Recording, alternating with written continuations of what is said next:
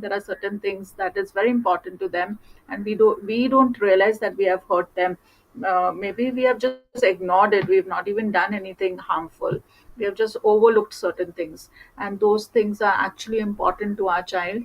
And maybe that's the reason their spirit shuts down. So yes, there's a lot of prayer and warfare goes into all this, but just the thing of being gentle, just by sitting with them, you don't really have to speak much. Like there was a time I would just say one or two words also, and my daughter would just react and say, "Oh, you're lecturing me." So I would wonder, like, even two words is a lecture. So I just have to shut my mouth now. I just have to pray and get God working, and just I would sit quiet with her.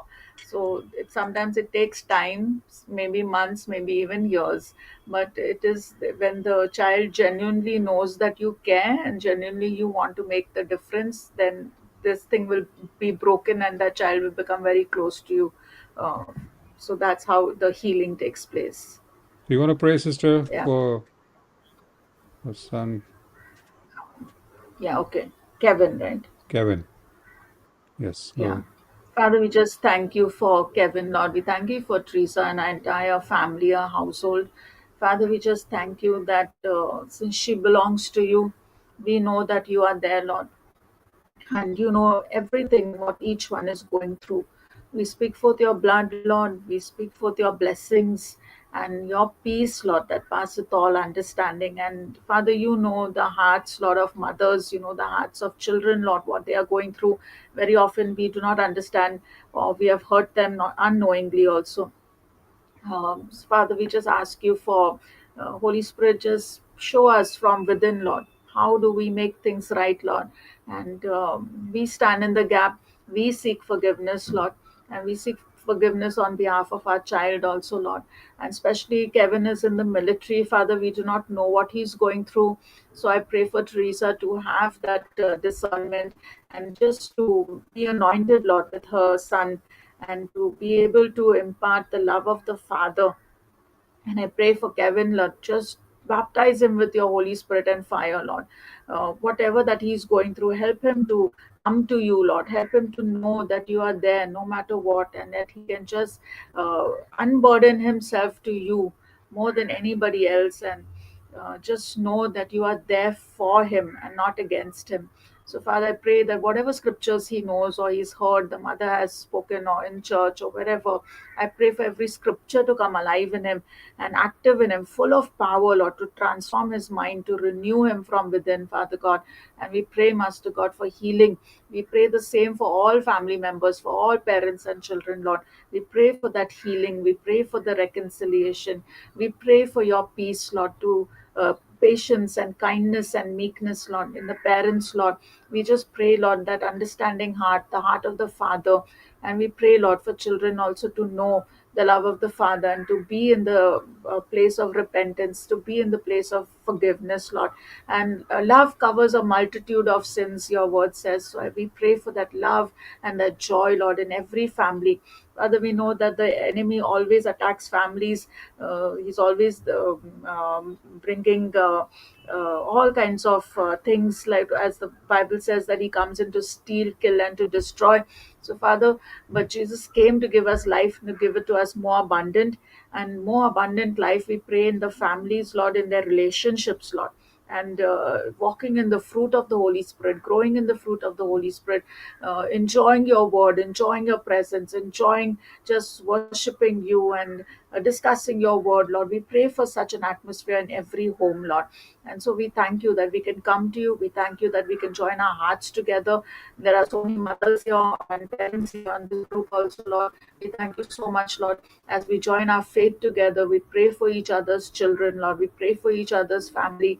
And we thank you, Father, that Holy Spirit, you fill all of earth and all of heaven, the word says. Where can we go?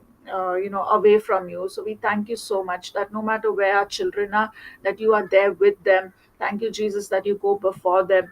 And we thank you, Father, sovereign hand of Father God on every child, Lord. We pray, we thank you, and we pray for them to experience it and to know you in a personal way. In Jesus' mighty name, we ask and we receive, and all God's children say, Amen and Amen. Amen. Amen. Thank you, Amen. Father. Thank you, Father. Thank you, Lord. Let's pray for Mario Peña in Houston, struggling with breathing problems and complications of diabetes. So right now, Father, we just pray for Mario Peña. We don't know if he's a Christian or not, and this just sounds like complications regarding weight issues and things like that. So we pray that he would be given the right guidance in terms of weight reduction and things of that nature, and even fasting, where even doctors are recognizing the power of fasting now. So when people have gone into extreme fasting, they have reversed diabetes, they have reversed all these breathing issues just through fasting. So let him not just be pulled into the medical system with chemicals and pharmaceutical pills and things like that. We just you know they kind of shut down the symptoms, but they don't actually fix the problem. So give him divine revelation to address his health issues, which are food related, to be able to eat correctly and to reduce his weight through fasting, through praying, and through seeking the living God. A miracle is of no use unless somebody actually gets saved. So let this whole situation bring him closer to you. Let this trial and this trouble and this tribulation humble him to come before you. All the men in this country have dropped the ball. They have no desire to seek God.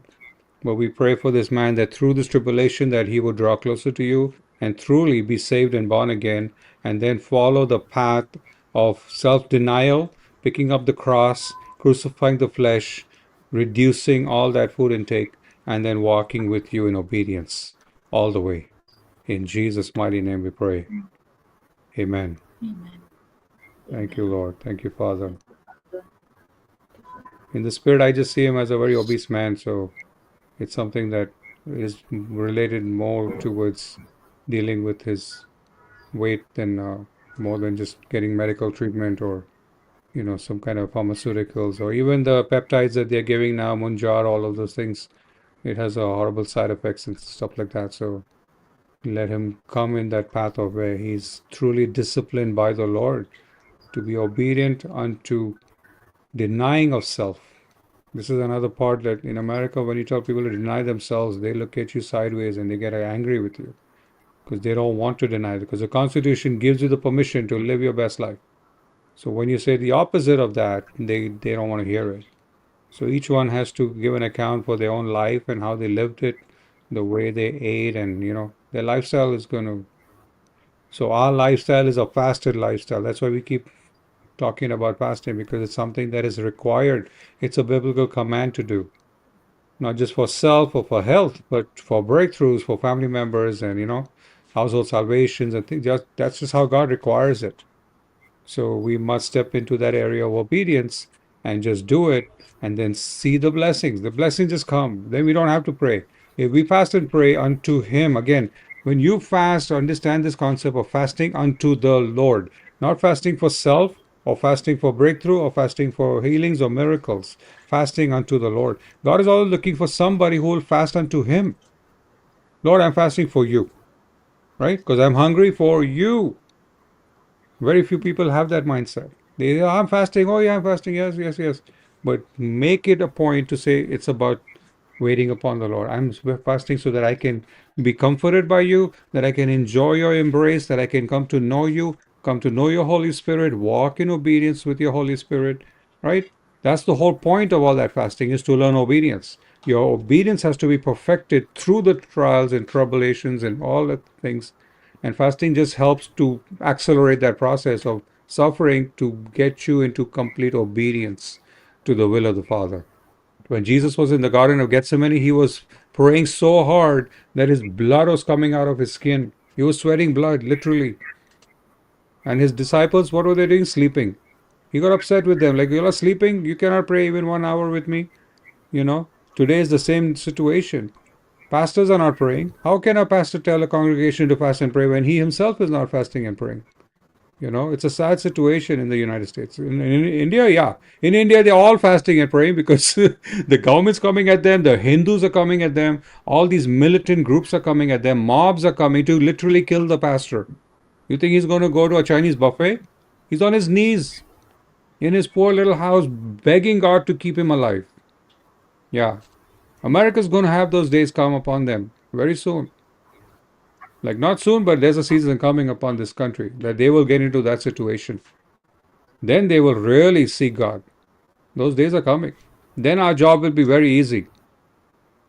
Preachers will just walk around and everybody's repenting everywhere. That'll be the greatest time of harvest for this nation. But it'll come through severe tribulation. It'll come through severe judgment. The heavy hand of God will come upon this nation for disciplining, for chastising this nation for all its, arrogance. It's coming. God is going to humble this nation really badly. It's right on the horizon. It's right at the door. But in the midst of that, we are getting to use this season to strengthen ourselves to face that, to get prepared for something like that.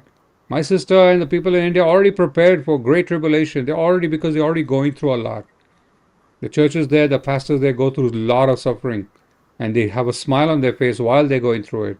That is to come to this nation as well, so that they would get humbled and broken and cry and weep unto the whole nation has to cry and weep unto the Lord. Genuinely, there's too much of fake Christianity around, too many false fake Christians, just name only. And that is all going to be, God is going to separate the wheat and the chaff. He's going to separate the goats and the sheep.